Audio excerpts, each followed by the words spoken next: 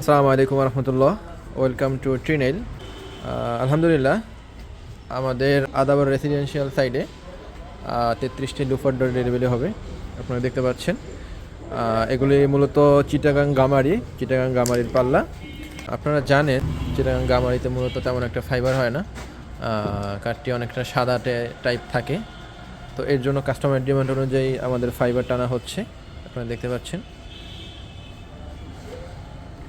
তো এগুলো মূলত 33টি পাল্লা গামারি, চিটাগাং গামারি।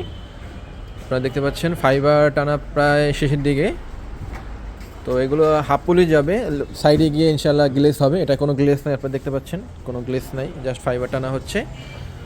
তো সাইডে গিয়ে আমাদের ফাইনাল পলিশ মানে গ্লেস যেটা হয়, ফাইনাল গ্লেসটা দেওয়া হবে ইনশাল্লাহ।